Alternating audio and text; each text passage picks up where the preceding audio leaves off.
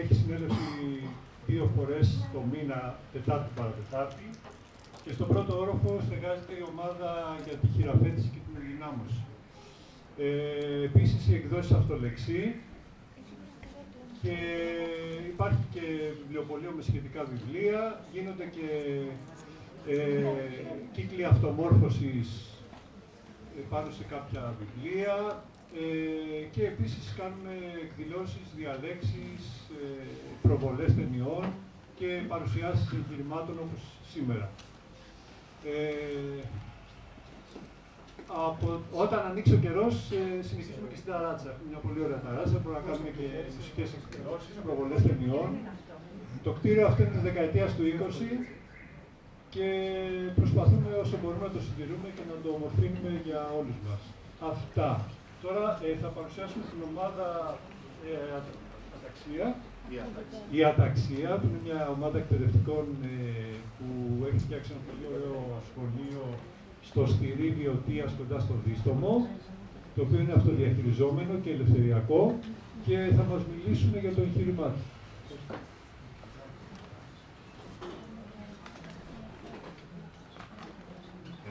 Καλησπέρα. Ακούγομαι και πίσω ακουγόμαστε. Ωραία. Πιο δυνατά. Πιο δυνατά. Ευχαριστούμε πολύ για τη φιλοξενία και ευχαριστούμε πολύ που ήρθατε σήμερα εδώ για να συζητήσουμε για το εγχείρημα του πειραματικού σχολείου που ξεκινήσαμε να λειτουργούμε στο Στήρι της Βιωτίας. Εγώ είμαι ο Γιώργος, ο Καρούπης. Ήθελα να κάνω μια μικρή πολύ εισαγωγή, μιας και είσαστε τόσες και τόσοι πολλοί εδώ, ελπίζω περισσότερος χρόνος να είναι στο διάλογο. Ναι. Μέσα στη βαθιά και γενικευμένη λοιπόν κρίση των καιρών που ζούμε, σε βαθιά κρίση φαίνεται να βρίσκεται και το εκπαιδευτικό σύστημα και η παιδεία εν γέννη. Τα σχολεία που πήγαμε, οι περισσότερες και οι περισσότεροι από εμάς, συμβάλλουν καθοριστικά στη διαμόρφωση της προσωπικότητάς μας, βάζοντάς μας από μικρά παιδιά να εμπεδώσουμε τις ετερόνομες κοινωνικές δομές, εκπαιδεύοντας το ενδιαφέρον μας για την οικονομική πρόοδο, τον ανταγωνισμό απέναντι στους συμμαθητές μας και εν τέλει των συνανθρώπων μας, προσπαθώντας να μας μοιήσουν στην ηθική της εργασίας, που όμως βρίσκεται αλωτριωτική και πάντα διαχωρισμένη από τη δημιουργία στην ολότητά της. Αυτό συμβαίνει τόσο μέσω του κρατικού προγράμματος σπουδών, πολλών δυστυχώς δασκάλων και καθηγητών, μέσω της οργάνωσης του τρόπου διδασκαλίας, όσο και μέσω της χωρικής διάστασης, με τα σύγχρονα σχολεία που θυμίζουν στην καλύτερη επαγγελματικούς χώρους, αν όχι σοφρονιστικά ιδρύματα, πολλά εκ των οποίων μοιράζονται μάλιστα και μία κοινή τυπολογική μορφή.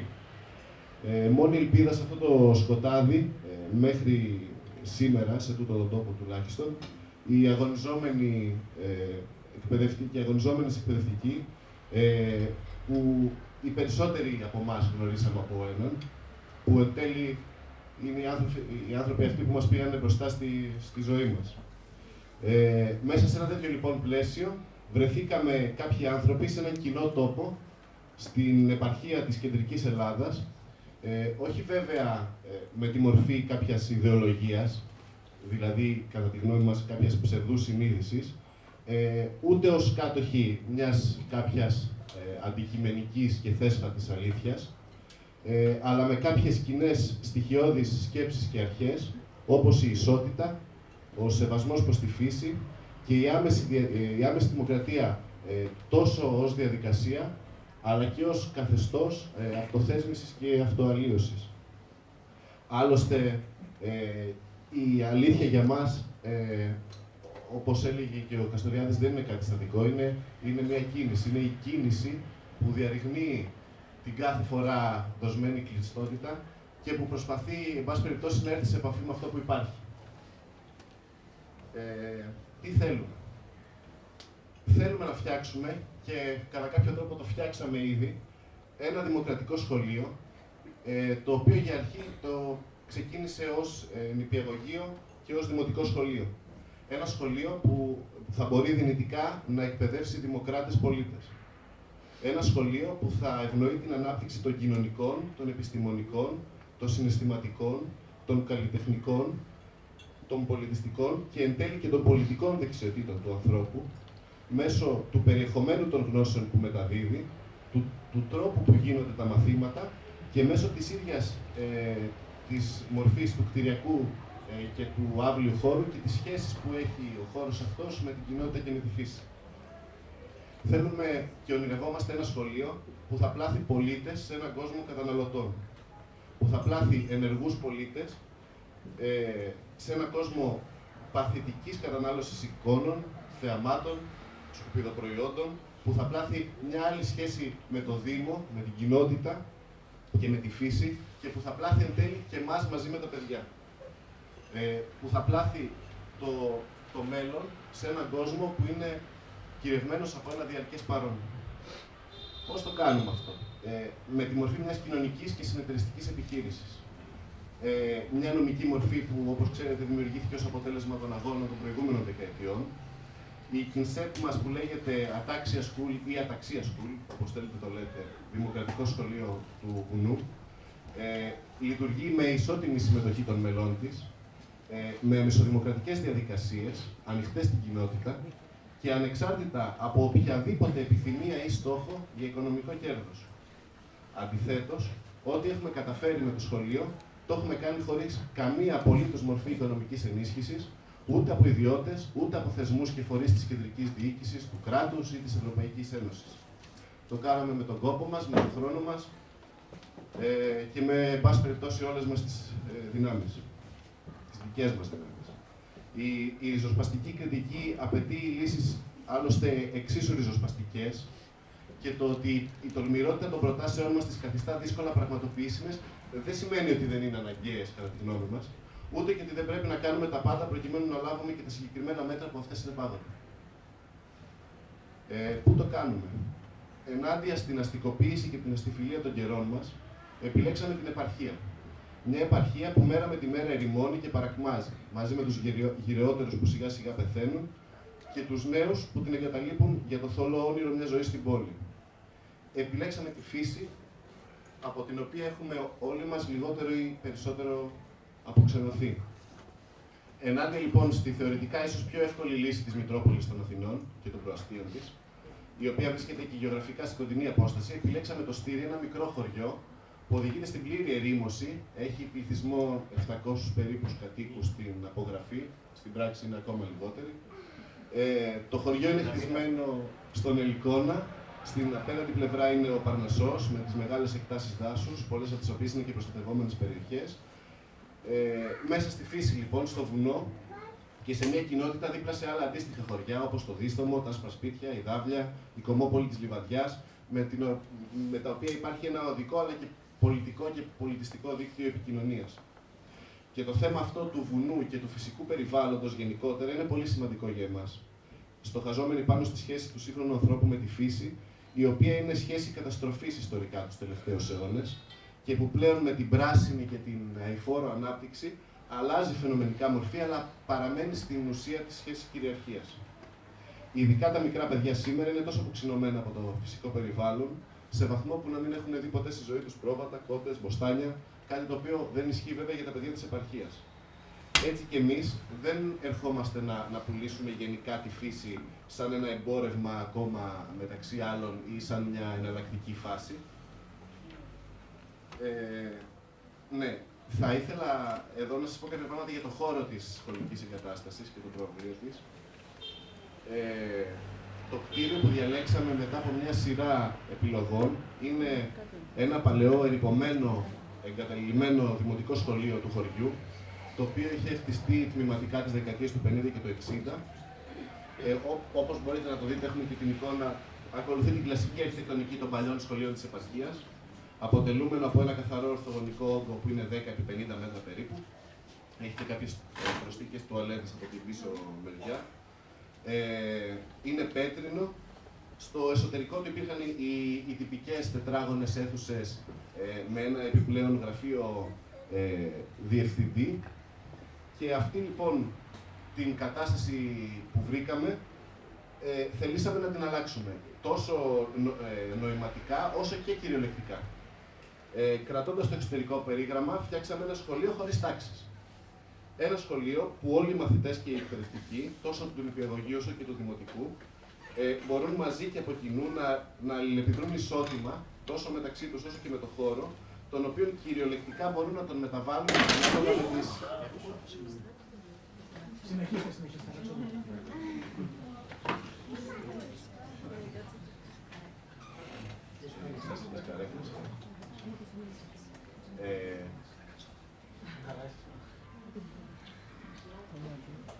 Τώρα, ας πούμε, άλλαξε μορφή ο χώρος κατά κάποιο τρόπο.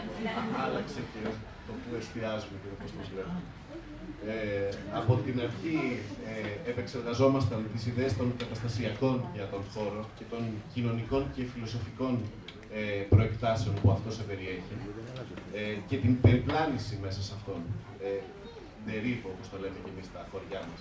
Έννοια η οποία εκφράστηκε μεταξύ άλλων στην ουτοπική νέα βουβυλώνα του Κονσταντ και στους ψυχογεωγραφικούς χάρτες του Ντεμπόρ. Προσπαθήσαμε λοιπόν να φτιάξουμε ένα περιβάλλον το οποίο θα ευνοεί τη δημιουργία διαφορετικών καταστάσεων. Ένα περιβάλλον το οποίο οι παιδαγωγοί και οι μαθητές θα μπορούν να το μεταμορφώνουν σύμφωνα με τις εκάστοτε επιθυμίες και εκπαιδευτικούς στόχους τους. Κάτι τέτοιο είναι εφικτό με τη μετατροπή των αιθουσών σε μία ενιαία μεγάλη ή περισσότερες ή λιγότερες μικρές, οι οποίες σε λίγα λεπτά μπορούν να αλλάξουν σχήμα, να χωριστούν ή να ενωθούν. Προσπαθήσαμε έτσι να ευνοήσουμε τη δημιουργία μιας ροής στο χώρο, η οποία θα τον μεταβάλει και θα τον κάνει δικό της κτήμα κυριολεκτικά και δεν θα τον αντιμετωπίζει σαν ένα ξένο σώμα. Στο σημείο αυτό εμφανίστηκαν διάφορα θέματα, καθώς ήρθαμε να επεξεργαστούμε και την πραγματικότητα, η οποία είναι μια πολυδέδαλη νομοθεσία που διέπει τα εκπαιδευτικά ιδρύματα και κληθήκαμε να παντρέψουμε τις επιθυμίες μας αυτές με τις χιλιάδες πραγματικά σελίδες κρατικής, πολεοδομικής, κτηριοδομικής νομοθεσίας. Ο χώρος αυτός που φτιάξαμε, λοιπόν, πληρεί ταυτόχρονα και τις προδιαγραφές για την πολεοδομική νομιμότητα, την κτηριοδομική μορφή, τις υγειονομικές διατάξεις, την πυροπροστασία, την πρόσβαση σε άτομα με ειδικές ανάγκες, που αυτό φυσικά δεν το κάναμε επειδή είναι εξωτερικό, αλλά ήταν βασικό εξ αρχής, η ευστάθεια της κατασκευής. Οπότε, και φυσικά όποιο άτομο ή ομάδα θέλει περισσότερες πληροφορίες σε αυτό το θέμα, με χαρά θέλουμε να μεταδώσουμε όλα αυτά που μάθαμε μέσα σε αυτή τη διαδικασία, γιατί ο στόχος μας είναι να γίνουμε ο σπόρος για την δημιουργία και άλλων τέτοιων αντίστοιχων εγχειρημάτων. Το αποτέλεσμα λοιπόν της αλληλεπίδρασης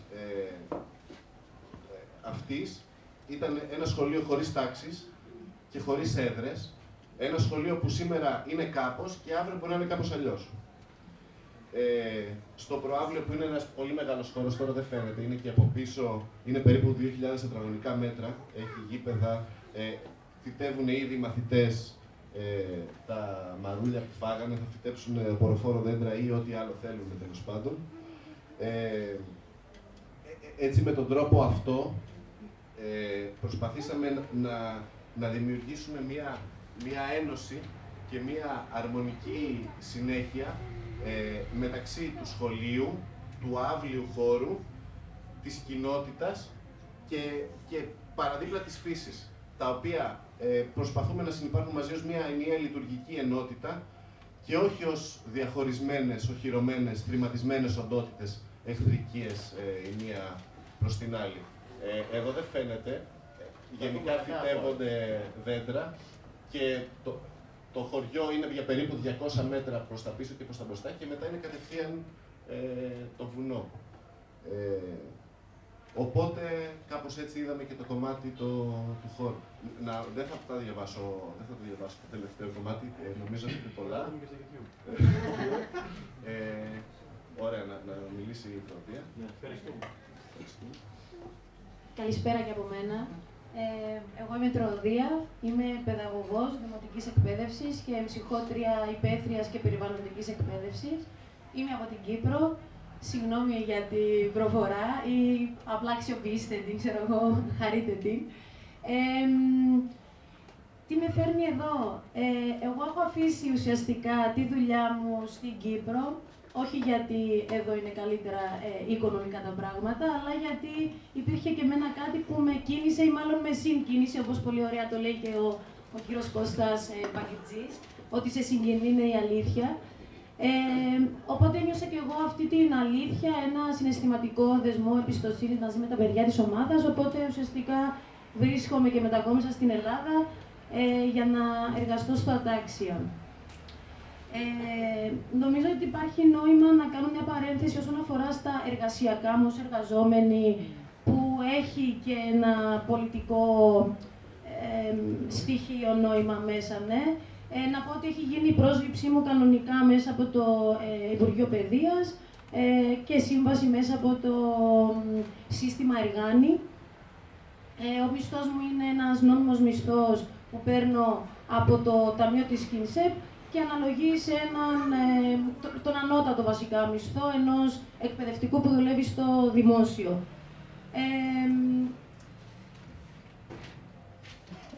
Πριν να προχωρήσουμε στην παρουσίαση που έχουμε ετοιμάσει για το σχολείο και το πρόγραμμα, να πω ότι πάλι τα μόρια μου αναγνωρίζονται κανονικά και η εκπαιδευτική μου υπηρεσία, οπότε αυτό ήταν και ένας άλλος λόγος που είμαι εδώ. Έχω δεχτεί μια μεγάλη αγκαλιά από όλα τα παιδιά του Ατάξια, μου παρέχεται μια έτσι ωραία... Η διαμονή ουσιαστικά μου παρέχεται από την ΚΙΝΣΕΠ. Ποιος άλλος θέλει να σταθώ. Ωραία. Όμορφα. Έχουμε ετοιμάσει μια παρουσίαση, έτσι να την περάσουμε λίγο για να δείτε λίγο το πρόγραμμα ουσιαστικά του σχολείου. Λίγα λόγια για την παιδαγωγική μας πρόταση και την ονομάζουμε παιδαγωγική, μιας και ο δάσκαλος λέει βρίσκεται στους μαθητές δίπλα ως αρρωγός και όχι ως οδηγός και παντογνώστης, με σαφείς επιρροές βέβαια από διάφορες παιδαγωγικές προσεγγίσεις, που είναι μια εξαιρετικά δύσκολη έτσι, εργασία να συντονίσεις διάφορες παιδαγωγικές προσεγγίσεις, αλλά ρεαλιστική, αντιουτοπική.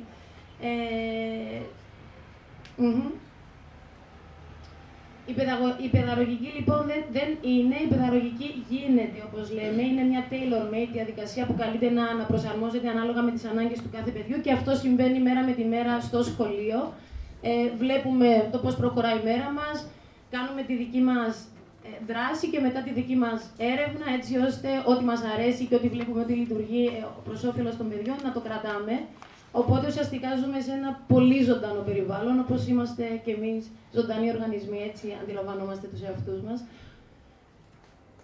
Οι χώροι, τα έχει πει και ο Γιώργος, αυτό είναι το παλιό, το κτίριο του Δημοτικού και Νηπιαγωγείου του Στηρίου, που έχει ανακαινιστεί με έξοδα δικά μας. Αυτός είναι ο χώρος, ο μπροστινός, το προάβλιο του σχολείου, όπου εκεί περνάμε χρόνο τα διαλύματα. Η πίσω μας αυλή που ουσιαστικά χρησιμοποιείται και σαν υπαίθρια τάξη. Εδώ βλέπετε τα παιδιά να εργάζονται και στα μαθηματικά και στη γλώσσα, αλλά και να παίζουν βιωματικά. Έχουμε έναν χώρο στο σχολείο που το ονομάσαμε το ατελιέ μας, όπου είναι ένας χώρος καλλιτεχνικών δράσεων και ένας χώρος που βρίσκονται τα παιδιά του νηπιαγωγείου και του δημοτικού μαζί. Είναι ένας ενιαίος χώρος, που εκεί ουσιαστικά ασχολούμαστε με ό,τι αφορά διάφορα υλικά, τέχνες, δημιουργικό παιχνίδι, συναντήσεις με τα παιδιά και των δύο ομάδων. Μία άλλη τάξη είναι η τάξη με την μεγάλη οθόνη, όπως τη λέμε, για να συνεννοούμαστε έτσι με όλα τα παιδιά. Ουσιαστικά εδώ τα παιδιά αξιοποιούν την τεχνολογία και συμβαίνει και το μάθημα της ρομποτικής μια φορά τη βδομάδα, αλλά χρησιμοποιείται επίσης και τεχνολογία και στη γλώσσα και στα μαθηματικά. Ο διάδρομος επίσης είναι ένας ζωτικός χώρος, μπορώ να πω, γιατί υπάρχει έτσι μεγάλος χώρος για να εργαστούν τα παιδιά. Όπως βλέπετε εδώ, ασχολούμασταν με ένα project για το χειμερινό ηλιοστάσιο, οπότε βρεθήκαμε στη μέση του σχολείου, ανοίξαμε το χάρτη, ναι, για να τοποθετήσουμε λίγο διάφορα έθιμα και παραδόσεις για το χειμερινό ηλιοστάσιο. Οι τάξεις μας Βλέπουμε την τάξη του Δημοτικού που μοιάζει σαν μια αίθουσα ενός σπιτιού, έτσι ώστε τα παιδιά να νιώθουν άνετα. Βλέπετε ένα τραπέζι μεγάλο σαν τραπεζαρία και γύρω-γύρω κάθονται τα παιδιά σε κύκλο. Και αντίστοιχα στον νηπιαγωγείο, ένας άλλος χώρος με μαξιλάρια, με διάφορα παιχνίδια, που μοιάζει σαν σπίτι, για να νιώθουν άνετα και τα παιδιά. Ο χώρος, η αίθουσα της ησυχίας, της ηρεμίας, όπως λέμε, όπου τα παιδιά περνάνε χρόνο πριν να ξεκινήσει το μάθημα εδώ ή κατά τη διάρκεια του μαθήματος, εάν νιώσουν ότι κουράζονται ή θέλουν ένα μικρό διάλειμμα, υπάρχει ελευθερία να πάνε στο δωμάτιο, να περάσουν κάποιο χρόνο εκεί και να επιστρέψουν ξανά στην τάξη.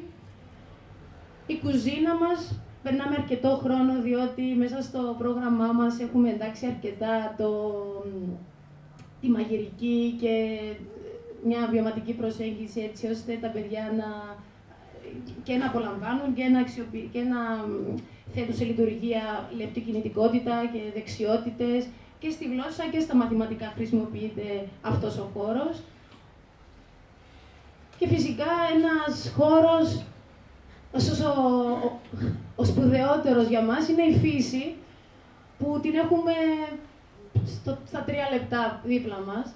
Οπότε είναι καθημερινή εξόρμηση στη φύση και θα μιλήσουμε σε λίγο γι' αυτό περισσότερο.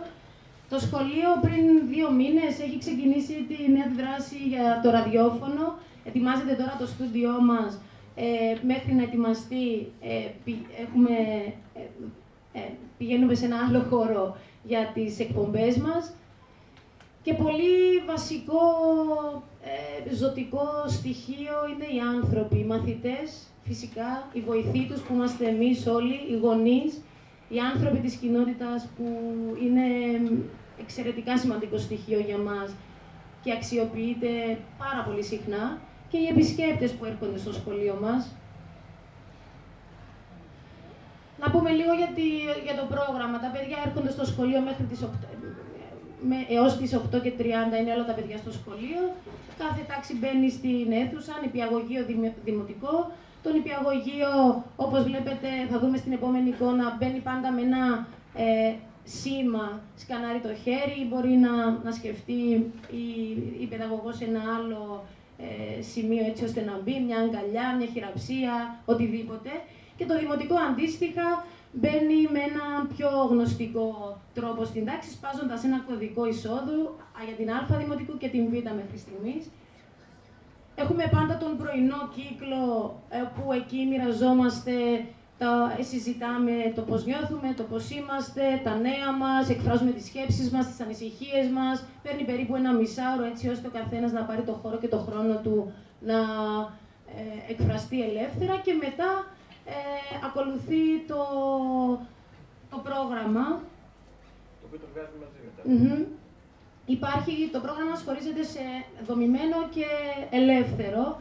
Υπάρχει μία πρόταση πριν από το διάλειμμα να υπάρχει το δομημένο πρόγραμμα, που ουσιαστικά συμβαίνει είτε η γλώσσα είτε τα μαθηματικά, που αυτό ορίζεται, πάλι το έχει μέσα στο μυαλό του ο εκπαιδευτικός, το τι θέλει να διδαχτούν τα παιδιά εκείνη τη μέρα, και μετά από το διάλειμμα και μετά υπάρχει το ελεύθερο πρόγραμμα, όπου εκεί προτείνονται διάφορες προτάσεις είτε από τον εκπαιδευτικό είτε από τα παιδιά και συναποφασίζεται μαζί με τα παιδιά το πώς θα ακολουθήσει η μέρα. Άρα ουσιαστικά πάμε στο σχολείο και ξέρουμε το τι θα συμβεί μέχρι τις 10 το πρωί. Μετά είναι σε μια διαδικασία που αποφασίζουμε μαζί με τα παιδιά το τι θα γίνει.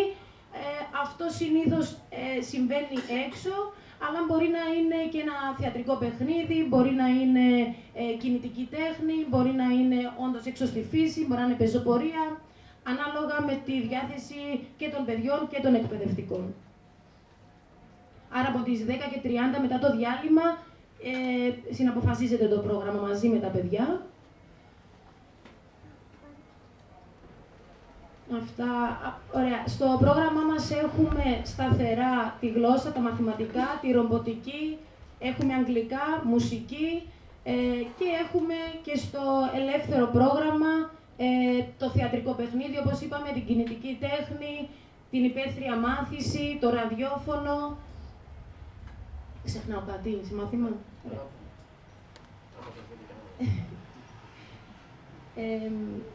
Το προχωρήσω λίγο.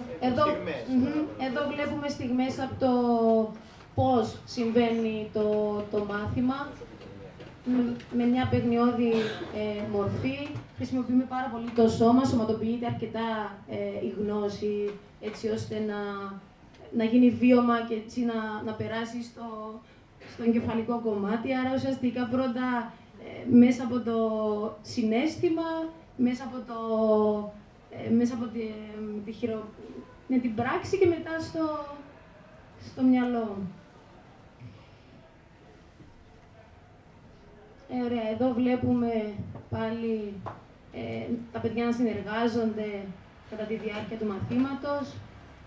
Παιχνίδια παντομίμας που είναι στα πλαίσια της γλώσσας, τα συγκεκριμένα. Τα μαθηματικά, δύο φωτογραφίες αξιοποιούμε πάντα ότι έχουμε εκεί, τα υλικά, βρίσκουμε. Εκεί τη στιγμή, δηλαδή, ο δάσκαλος ως ένα σημείο, όχι ως ένα σημείο, οφείλει να μπορεί να νιώσει ελεύθερος εκείνη τη στιγμή με ό,τι βρει μπροστά του να παράξει τη γνώση. Και αυτό προϋποθέτει, είναι δύσκολο εγχείρημα ένας δάσκαλος να μπορεί να σπάσει τα δεσμά και να πει ότι το βλέπω αυτό, έχω την έμπνευση και συμβαίνει. Σε αυτό το σχολείο συμβαίνει γιατί το κλίμα που υπάρχει γύρω μας σου επιτρέπει αυτή την ελευθερία να νιώσεις ελεύθερος εκείνη τη στιγμή να αρπάξεις την κάθε ευκαιρία. Ακόμη λίγες στιγμές από το σχολείο και τα πειράματα που κάνουμε. Και το προηγούμενο δεν είναι μια ωραία φωτογραφία. Αυτό. Το προηγούμενο που είναι τα παιδάκια εδώ που είναι πρώτη Δευτέρα Δημοτικού μαζί και βοηθάνε τα μεγαλύτερα τα μικρότερα. Βέβαια, είναι όλα τα παιδιά στην ίδια τάξη, οπότε υπάρχει ομαδοσυνεργατική μάθηση και αρκετές φορές από μόνα τους τα παιδιά, τα μεγαλύτερα, έχουν την ανάγκη να βοηθήσουν και τα μικρότερα, εφόσον βρίσκονται κιόλας δίπλα το ένα με το άλλο. Ωραία. Το ελεύθερο πρόγραμμα. Όπως είπαμε, οι μαθητές προτείνουν δραστηριότητες που θα ήθελαν να κάνουν μετά το διάλειμμα. Η συντριπτική πλειοψηφία, στην συντριπτική τους πλειοψηφία οι προτάσεις αφορούν εξωτερικούς χώρους στη φύση.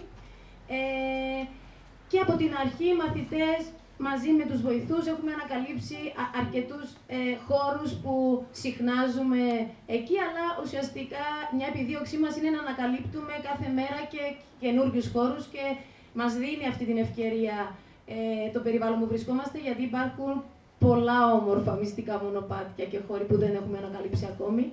Οπότε για μας κάθε μέρα είναι και καινούρια στο σχολείο. Πάλι όσον αφορά τις υπαίθριες μας εξορμήσεις, υπάρχει το ελεύθερο, το ημιδομημένο πρόγραμμα και το δομημένο.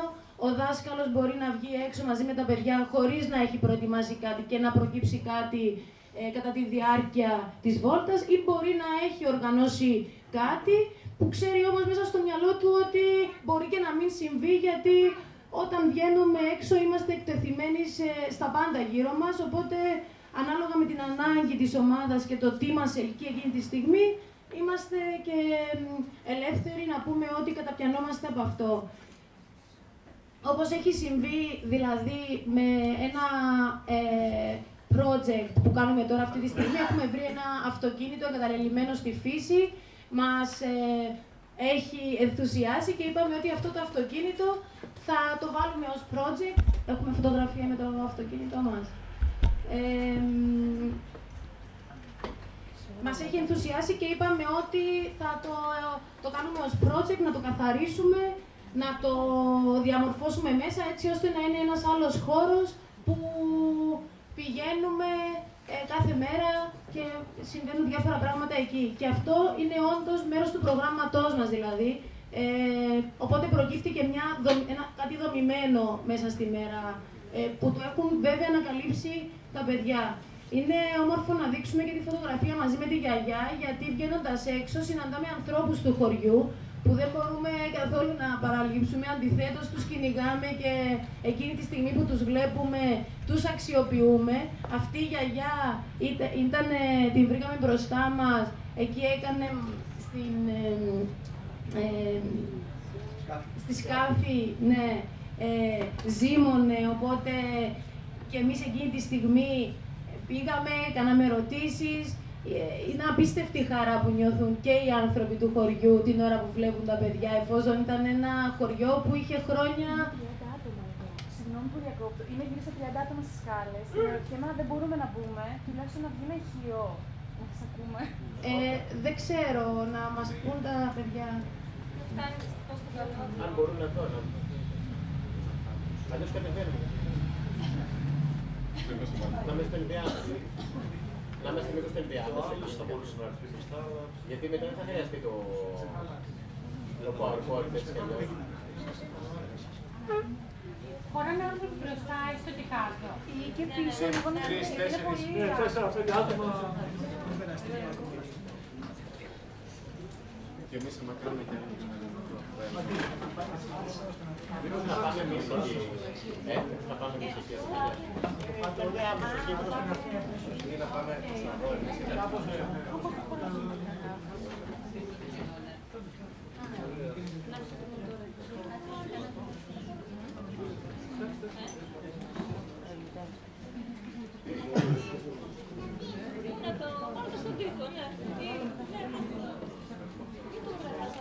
Έτσι κι αλλιώς μετά δεν θα χρειαστεί, παιδιά, έχω χρειαστεί μετά ο projector, επομένως μπορούμε να τον αξιοποιήσουμε. Αυτό, να τελειώσει. Να τελειώσει τώρα η τραγωδία και μετά δεν τελειώσει. Απλά να διαφύγει μετά ο projector.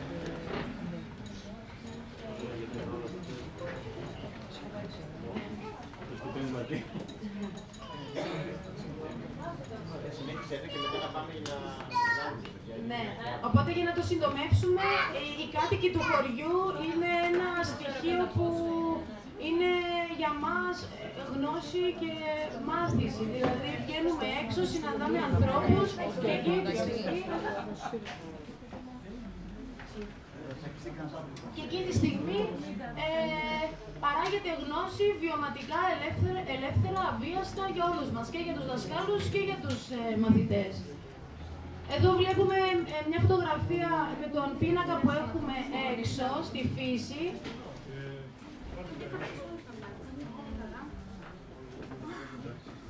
Οπότε ουσιαστικά ό,τι διδάσκεται μέσα, το οποίο να πούμε, είναι σημαντικό να πούμε ότι είναι απόλυτα συνυφασμένο μαζί με τους στόχους του Υπουργείου, η διδακτική, δηλαδή βγαίνει ανάλογα με το τι προτίθεται από το Υπουργείο. Ό,τι λοιπόν διδάσκεται μέσα στην τάξη, αυτό είναι στο μυαλό του εκπαιδευτικού να βγαίνει και έξω. Οπότε εδώ ουσιαστικά βγαίνει από το μέσα, πάμε στο έξω και βλέπουμε και τον πίνακα και τα παιδιά γύρω-γύρω που βρίσκονται ουσιαστικά σε μια υπαίθρια τάξη κάνοντας μάθημα, βέβαια πάντα με βιωματικό και παιχνιώδη τρόπο. Ακόμη κάποιες φωτογραφίες.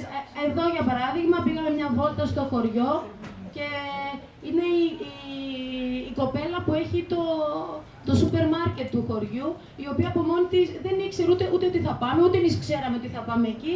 Είχε την ανάγκη να μας κεράσει, καθίσαμε εκεί, μας είπε ιστορίες, που είναι για μας όλους, για όλη την ομάδα του Ατάξια, είναι κάτι που είναι το καλύτερο που μπορεί να συμβεί στα παιδιά και σε εμάς, είναι η πρώτη πηγή που είναι αυτή. Οι άνθρωποι. Εδώ κάποιες άλλες δραστηριότητες περιβαλλοντικού χαρακτήρα που ενεργοποιούν επίσης και τις αισθήσεις, ο χάρτης των ήχων που κάνουμε συχνά με τα παιδιά. Εδώ βλέπουμε μια φωτογραφία στα αριστερά με ένα αρνάκι, με τη μαμά και το παιδάκι της αρνάκι που μόλις γεννήθηκε. Οπότε εκείνη τη στιγμή που γεννήθηκε είδαμε τη ζωή μπροστά μας και είδαμε η καλύτερη ευκαιρία να μιλήσουμε μαζί με τον Τσοπάνη, το κτηνοτρόφο, ναι. το κτηνοτρόφο και το είδαμε μπροστά μας. Δηλαδή, όσο μάθημα και να κάνεις γύρω από αυτό, εκεί τη στιγμή συνέβηκε, γεννήθηκε. Είναι η ζωή εκείνη τη στιγμή, οπότε είναι το καλύτερο. Και εμείς το έχουμε το καλύτερο σε εκείνη την περιοχή, γιατί είμαστε κοντά στη φύση, δίπλα. Το βανάκι, όπως είπαμε, που είναι σαν project στο σχολείο, έχει τεθεί σαν project. Όπως βλέπουμε εδώ, μάθημα γλώσσας στη φύση, ανάλογα με τις επιρροές που έχουμε μια υπαίθρια τάξη και πάνω το χαρτί γράφουμε τι κάνουμε στην υπαίθρια τάξη και είναι κάποια ρήματα που ασχολούνται τα παιδιά με ρήματα. Εδώ είναι η κουζίνα μας, η λασποκουζίνα, η οποία είτε έχει χαλάσει από μόνη της ή μας την έχουν σπάσει, αλλά τουλάχιστον έχει μετατραπεί σε κάτι άλλο από τα παιδιά. Ένα καινούριο παιχνίδι, αυτό που λέμε και το αναδυόμενο, δηλαδή απλά αλλάζει η μορφή, δεν στεναχωριόμαστε για κάτι γιατί είμαστε flexible και ευέλικτοι στο να γίνει πάντα κάτι άλλο. Εδώ πάλι οι άνθρωποι του χωριού που πάντα έχουν την ανάγκη, και αυτό είναι πολύ σημαντικό να υποθεί, ότι οι άνθρωποι έχουν μια φυσική ανάγκη, στο χωριό τουλάχιστον, της προσφοράς και ανάλογα και αντίστοιχα και από τα παιδιά βγαίνει μια πολύ φυσική ανάγκη πάλι προσφοράς. Δηλαδή, πολύ συχνά τα παιδιά μας λένε να πάμε να δώσουμε κάτι στους χωριανούς. Αυτό προκύπτει, θεωρώ, από την στάση που έχουν οι άνθρωποι του χωριού και φυσικά από την παιδική αυθόρμητη προσφορά που έχουν μέσα τους τα παιδιά. Εδώ κάνουμε τον κύκλο με τη φωτιά, όπου καθόμαστε όλοι και θα διαβάσουμε μια ιστορία, είτε των παιδιών, είτε από το σχολείο που έχουμε ετοιμάσει, θεατρικό παιχνίδι έξω, μια μεγάλη πεζοπορία που έχουμε κάνει 5 χιλιόμετρα στο βουνό και η γενική μας συνέλευση, μια φορά, που είναι πολύ σημαντικό, σπουδαίο στοιχείο του σχολείου, μια φορά τη βδομάδα μαθητές και παιδαγωγοί συμμετέχουν στη γενική συνέλευση. Οι πρώτες μας συνελεύσεις είχαν ως κύριο στόχο την οργάνωση της σχολικής ζωής και του προγράμματος, των κανόνων, πώς χρησιμοποιούμε τα υλικά και τους χώρους. Αφού αυτά τα έχουμε κατακτήσει σε ένα μεγάλο βαθμό, στη συνέχεια η συνέλευση πήρε νέο χαρακτήρα, όπου όλοι μας συζητούμε για το τι συνέβη και μέσα στη βδομάδα, θετικά ή αρνητικά, και πώς επηρεάστηκε ο καθένας μας από αυτά. Και επίσης η Γενική Συνέλευση είναι μια ευκαιρία και ένα μεγάλο κομμάτι δίνεται στο να προτείνουμε καινούριες δράσεις για την επόμενη εβδομάδα, ό,τι νιώθει ο καθένας, ό,τι θέλει να συμβεί στο σχολείο του. Όλες οι προτάσεις στήθονται σε ψηφοφορία και καταγράφονται. Πλέον τα παιδιά, τα μεγαλύτερα της Δευτέρας Δημοτικού, έχουν αναλάβει και ρόλο να γράφουν τα πρακτικά. Εννοείται, μέσα σε όλη αυτή την ελεύθερη έκφραση, τα παιδιά γνωρίζουν και ενθαρρύνονται να νιώσουν ελεύθερα, χωρίς να κατακρίνονται, ούτε σωστό ούτε λάθος υπάρχει στο συναίσθημά τους, και αυτός είναι ένας μεγάλος στόχος του σχολείου, να υπάρχουμε ως εαυτοί όλοι μας, χωρίς να υπάρχει ούτε σωστό ούτε λάθος, ούτε να πεις κάτι που δεν πρέπει, όλα γίνονται και σε αυτό το στάδιο αυτό θέλουμε, να μπορεί το παιδί να πει αυτό που νιώθει ελεύθερα, με ασφάλεια. Εδώ βλέπουμε το πώς ψηφίζουμε. Συμφωνώ, διαφωνώ, δεν είμαι σίγουρη, και αν έχω αντιπρόταση, αν διαφωνώ, να κάνω μια αντιπρόταση.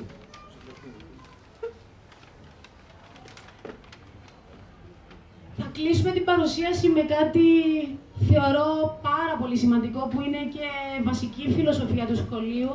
Να αγαπάς την ευθύνη, να λες εγώ μονάχος μου θα σώσω τον κόσμο, αν χαθεί, εγώ θα φταίω. Ευθύνη για τον εαυτό μας, για τον διπλανό μας, για το σύνολό μας, για την κοινότητά μας, για τον κόσμο.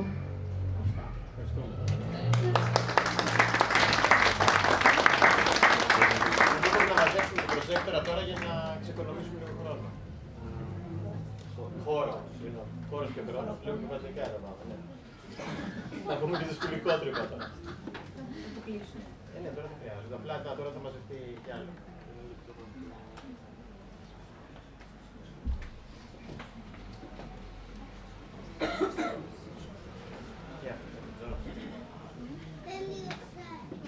Τώρα αρχίζουν τα ωραία. Τα τραγούδια τώρα ξεκινάνε. Τώρα είναι το ελεύθερο πρόγραμμα. Το μη δομημένο τώρα.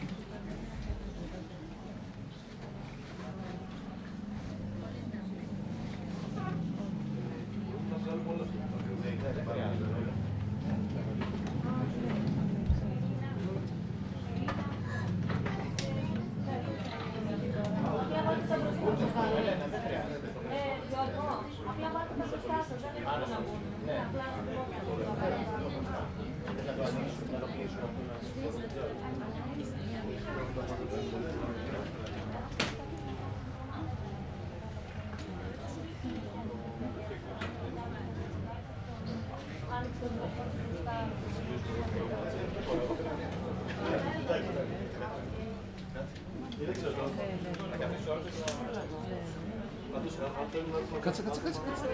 Υπάρχει χώρος πάντως.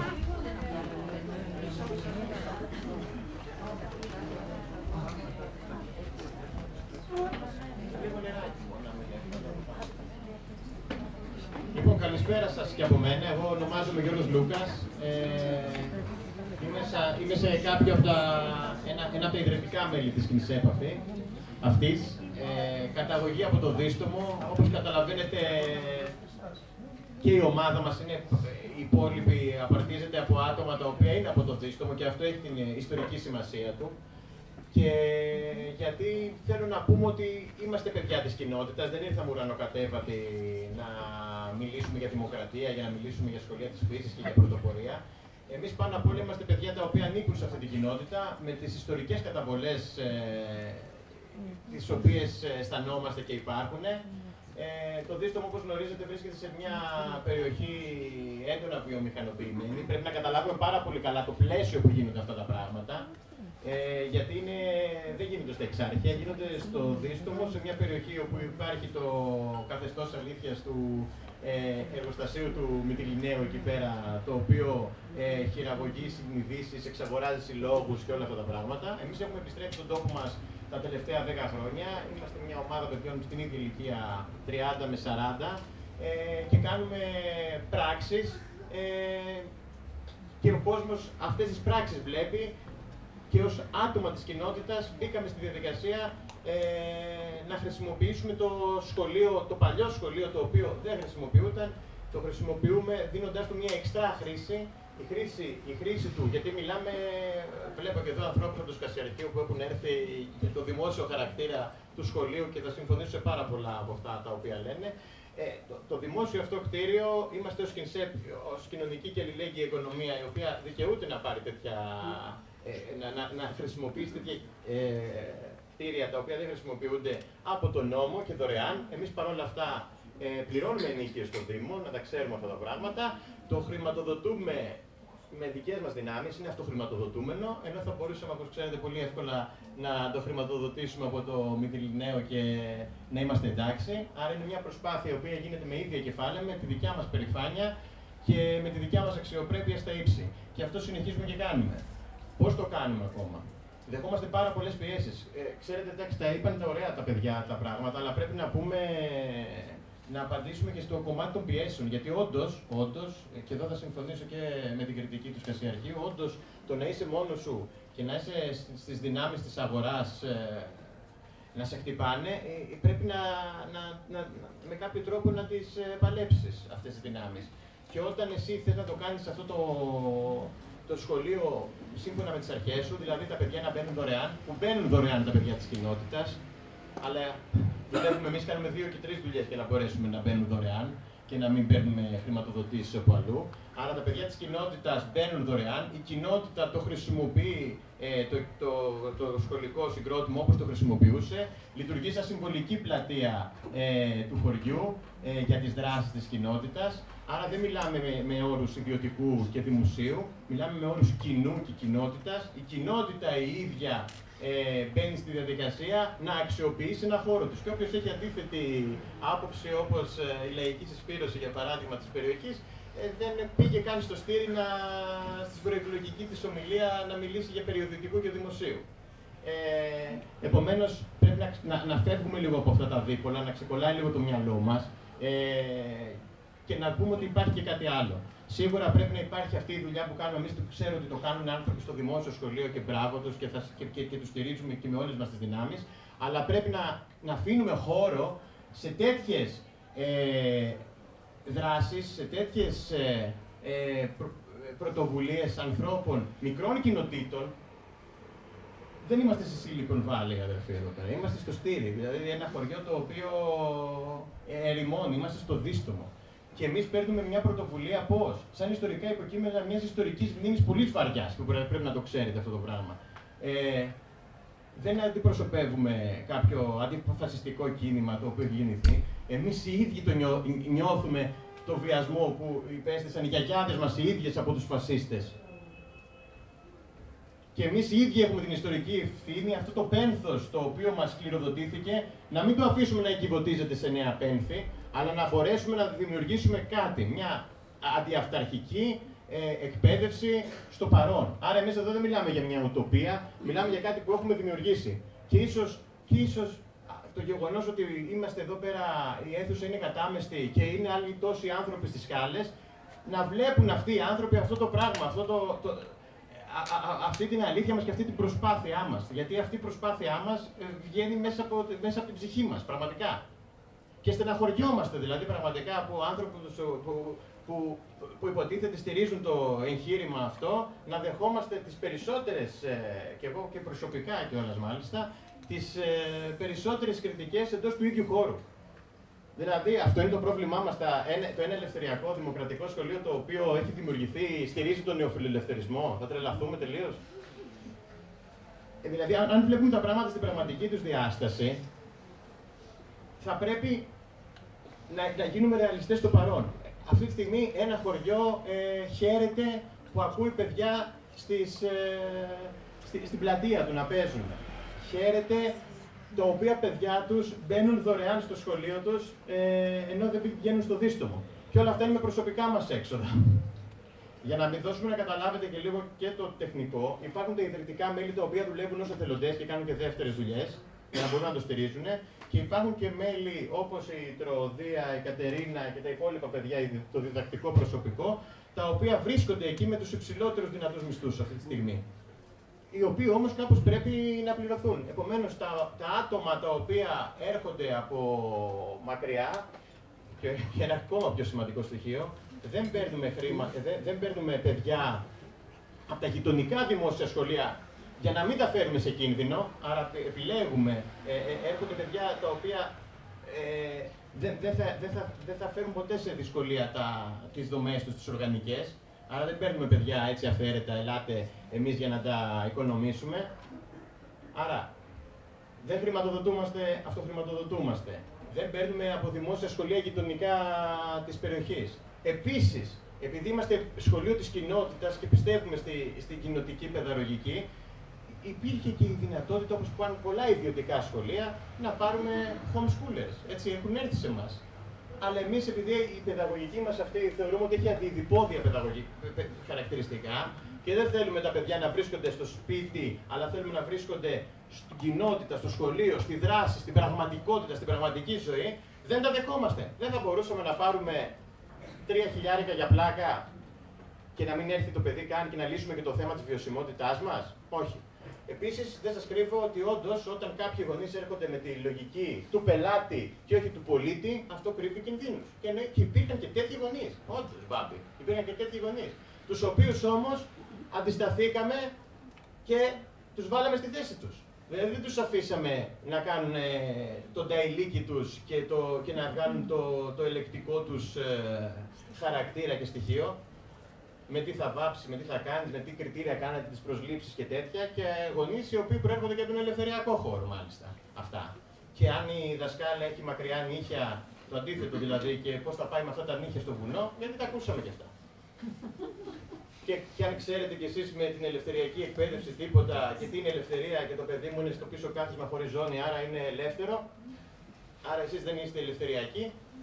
Δηλαδή, καταστάσεις τις οποίες βιώνουμε δεν τις φαντάζεστε, δηλαδή, πραγματικά. Δηλαδή, είναι να γράψεις ένα ωραίο βιβλίο, έτσι το πρώτο κεφάλαιο θα είναι τα ευτράπελα που έχουν συμβεί. Ευτράπελα έχουν ξεκινήσει και από πολύ πιο πριν, εννοείται. Δηλαδή, το τι έχουμε ακούσει για τις υποψίες. Δηλαδή, αυτοί θα βάλουν πρόσφυγες εκεί μέσα.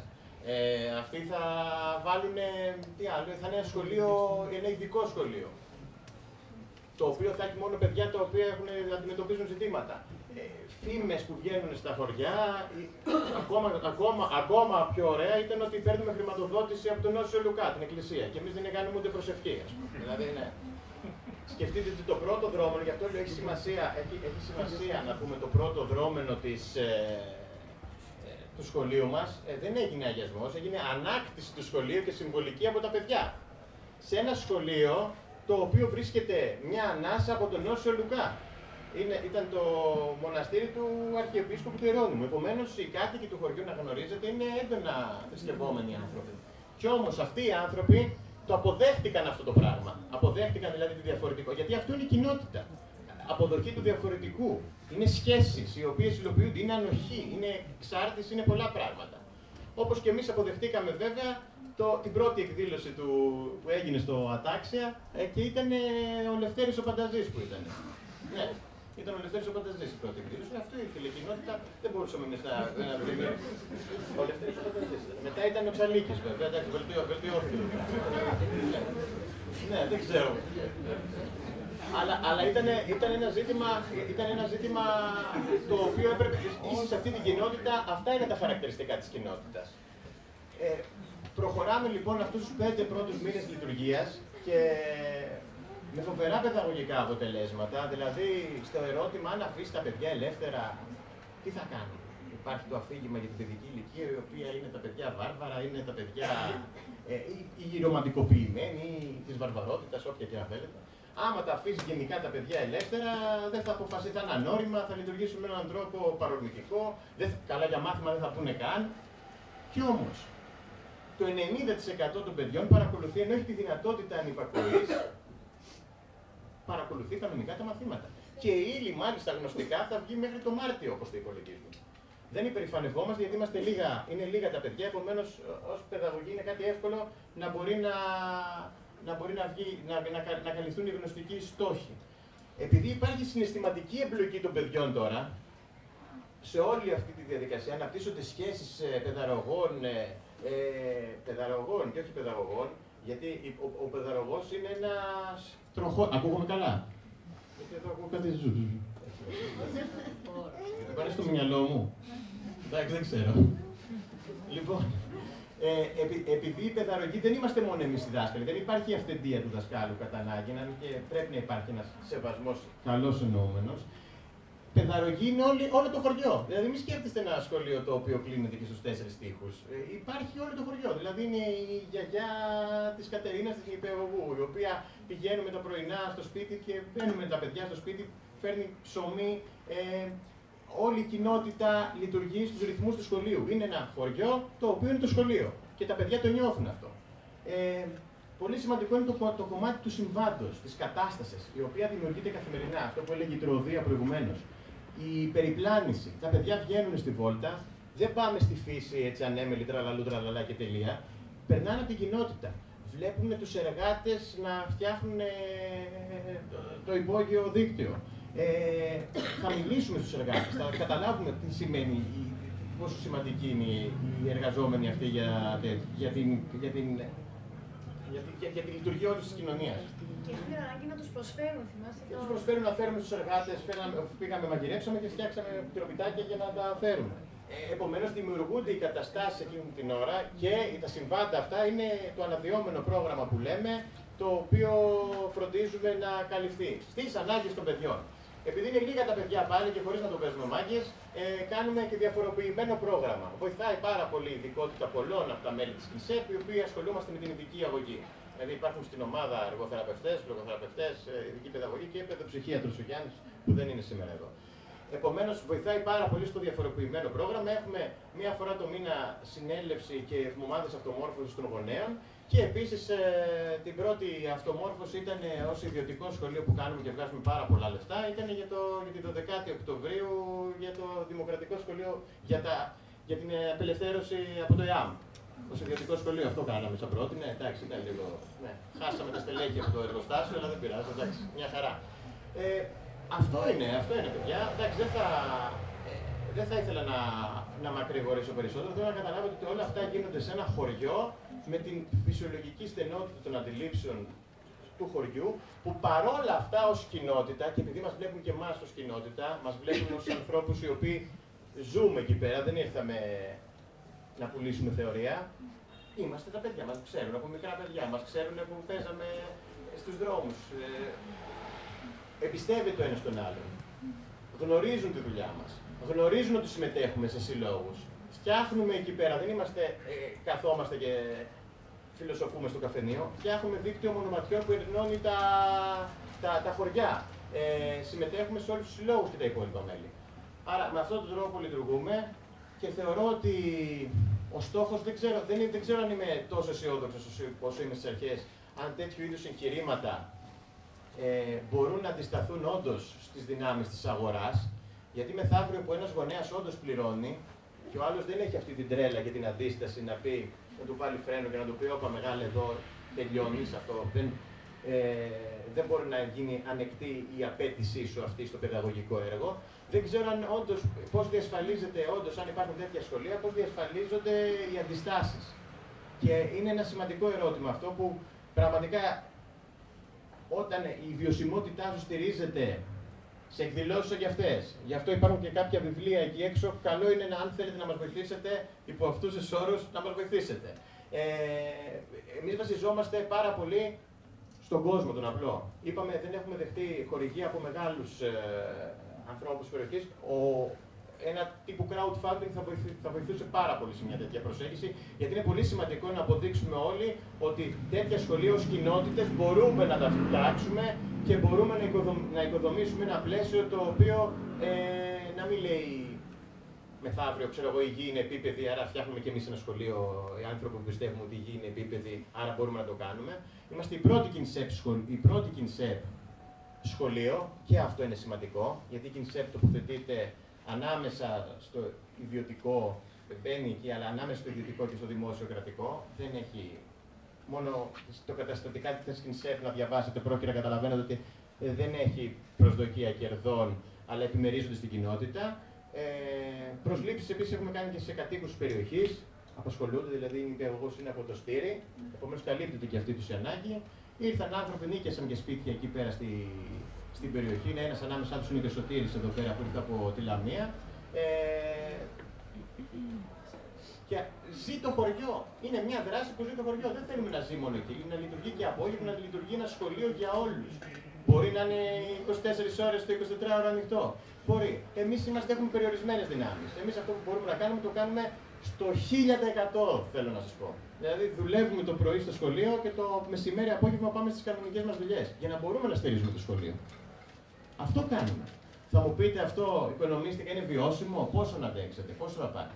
Εκεί έρχεται όμως και η δικιά σας ευθύνη και των ανθρώπων οι οποίοι βλέπουν να παράγεται ένα τέτοιο έργο με αυτές τις αρχές. Και γι' αυτό είμαστε και λίγο παρεξηγιάριδες σε αυτό το κομμάτι, γιατί σχιζόμαστε και πρέπει να είμαστε προσεκτικοί του τι λέμε σε αυτή την προσπάθεια με τον τρόπο που υλοποιείται, και ούτε να μπαίνουμε σε λογική τσουβαλιάσματος ιδιωτικού, νεοφιλελεύθερου και όλα αυτά τα πράγματα. Μακάρι να γίνονται όλες αυτές οι προσπάθειες έτσι. Επομένως, είναι και δικιά σας ευθύνη που μπορείτε να το στηρίξετε. Όταν εμείς δεν παίρνουμε χρήματα από πουθενά για να στηρίξουμε τέτοιες προσπάθειες και τέτοια σχολεία, υπάρχει το know-how πλέον. Αν έρθει μια σοβαρή παιδαγωγική ομάδα με συγκεκριμένη πρόταση και υπάρχει ένα αντίστοιχο κτίριο χωριού το οποίο δεν χρησιμοποιείται να μπορεί να επαναλειτουργήσει σαν κέντρο κοινότητας, πολιτιστικό και σχολείο. Υπάρχει τεχνογνωσία πλέον σε συνεργασία με την κοινότητα. Η κοινότητα η ίδια θα μπορούσε να βρει τους πόρους για τη χρηματοδότησή του. Θεωρώ θα μπορούσε να πιεστεί και να γίνει κάτι τέτοιο και να μην υπάρχουν καθόλου εννοείται δίδακτρα. Εννοείται δεν μπορούμε να συζητάμε για δίδακτρα, δεν μπορούμε να μιλάμε για δημοκρατία και δίδακτρα. Επομένως, και ο στόχος μας και όλη αυτή η προσπάθεια ενέχει μια προσωρινότητα. Δυστυχώς. Δηλαδή, ούτε εμείς θέλουμε να το παίξουμε ήρωες. Πώς θα αντέξουμε? Αυτό που θέλουμε να κάνουμε είναι να δημιουργήσουμε 100% χωρίς οχλήσεις ένα προεικονιστικό σχολείο που θα θέλουμε να έχουμε ως κοινωνία. Ένα κοινωνικό αίτημα από τα κάτω. Δικό μας. Αυτό θέλουμε, αυτό το σχολείο θέλουμε, αυτό το σχολείο ονειρευόμαστε. Ξέρετε, άνθρωποι οι οποίοι δεν τα γνώριζαν αυτά προηγουμένως, δεν ξέραν τι είναι το δημοκρατικό σχολείο, γιατί τα άλλα σχολεία δεν είναι δημοκρατικά και πάει λέγοντας η κουβέντα. Δεν μπορούσαν να φανταστούν τι διεκδικούμε. Τι σημαίνει ένα σχολείο που ευνοεί την ισότητα, το διάλογο, την επικοινωνία, την αλληλεγγύη, τη συμπληρωματικότητα. Δεν το γνώριζαν. Τώρα το βλέπουν εκεί πέρα και το βλέπουν και στα παιδιά τους. Το βλέπουν άνθρωποι που τα παιδιά να τιμωρούνται που δεν θέλουν να πάνε, ότι δεν θα πάνε σχολείο την επόμενη μέρα. Βλέπουμε χαρούμενα παιδιά που εμπλέκονται στη μάθησή τους. Αυτά τα βλέπει ο κόσμος τώρα. Αυτά τα βλέπει και καταλαβαίνει ότι κάτι διαφορετικό γίνεται. Σε αυτό το διαφορετικό λοιπόν μπορούμε να το κάνουμε ακόμα μεγαλύτερο. Και γι' αυτό κιόλας ερχόμαστε με ένα συγκεκριμένο σχέδιο το οποίο αφορά δύο πυλώνες. Αφορά σίγουρα τη στήριξη στους παιδαγωγούς και στα δημόσια σχολεία οι οποίοι παλεύουν εντός τους, σαφέστατα, αλλά και απ' την άλλη μια οργάνωση κοινοτική στην οποία θα μπορούσαν να υπάρχουν δομές αντίστοιχες με το Ataxia School σε συνεργασία με τους Δήμους, ώστε να μπορέσουν σχολεία που κλείνουν στην επαρχία, μικροσχολιά, κλείνουν το ένα μετά το άλλο. Γιατί εμείς δίνουμε και ένα μήνυμα αποκέντρωσης ταυτόχρονα με όλο αυτό. Κλείνουν, γυρίστε στους τόπους σας, λειτουργήστε μεσοδημοκρατικά, να δείτε τι ωραία πράγματα μπορούν να συμβούν. Εμείς αυτό έχουμε κάνει. Δεν είμαστε πολλοί, είμαστε 3-4 άτομα που το τρέχουμε όλο αυτό το project που γυρίσαμε και έχουμε κάνει όλες αυτές τις δράσεις. Κάναμε το Upper Ground Mountain Festival για παράδειγμα και μαζεύτηκε 1.500 άτομα στο βουνό του Υλικώνα με ελεύθερη συνεισφορά, ούτε χορηγούς, ούτε καμία τέτοια τύπου συνδιαλλαγή. Μαζεύτηκαν 1.500 άτομα στον Υλικώνα και μιλήσαμε και για τις ανεμογεννήτρες, μιλήσαμε και για τις οικολογικές δυνατότητες της περιοχής. Όταν στη συγκεκριμένη περιοχή του να θίξεις την Ιερή Αγελάδα της βιομηχανίας θεωρείται έγκλημα. Πριν κάποια χρόνια δεν μπορούσε να μιλήσει, λέγανε τρελό, αυτή σου δίνει ψωμί, τι τολμάτε να λέτε. Τολμάτε να μιλάτε για το Μυτιληναίο, γιατί δεν θέλετε να έχει κέρδη ο Μυτιληναίος. Σε αυτή την τοποθεσία μιλάμε για δημοκρατική εκπαίδευση, για ελευθεριακή εκπαίδευση. Πρέπει να καταλαβαίνουμε σε ποιο πλαίσιο το λέμε. Κάθε δεύτερο Σαββατοκύριακο του Πάσχα επίσης να γνωρίζετε ότι κάνουμε ένα φεστιβάλ κοινοτικής παιδαγωγικής, το οποίο έχουμε καλεσμένους από διάφορα πανεπιστημιακά ιδρύματα που στηρίζουν αυτή την προσπάθεια. Παιδαγωγικά εντασσόμαστε αυτό που ονομάζεται έτσι σαν ομπρέλα εκπαιδευτικά κοινά, τα οποία έχουν να κάνουν με τη διαχείριση κοινών πόρων όπως κοινή γνώση, εκπαίδευση κτλ. Πέρα από το κράτος, πέρα από την αγορά. Χρειάζομαστε τη στήριξή σας όμως και όταν αποδεδειγμένα εμείς λειτουργούμε με αυτόν τον τρόπο, νομίζω ότι είναι ευθύνη του λαού, να το πούμε και έτσι, της κοινωνίας, να βοηθήσει. Να βοηθήσει σε αυτή την κατεύθυνση. Να αναλάβει τέτοιες πρωτοβουλίες σε αντίστοιχα σχολεία. Να ενισχύσει αυτή την πρωτοβουλία, η οποία λειτουργεί έτσι. Γιατί εμείς δεν θα μπούμε στη διαδικασία να αλλάξουμε τις αρχές μας ή να ξεφύγουμε. Θα ακολουθήσουμε αυτή τη σκληρή γραμμή μέχρι τέλους. Σας ευχαριστώ και ό,τι ερωτήσεις στη διάθεσή σας. Να είστε καλά.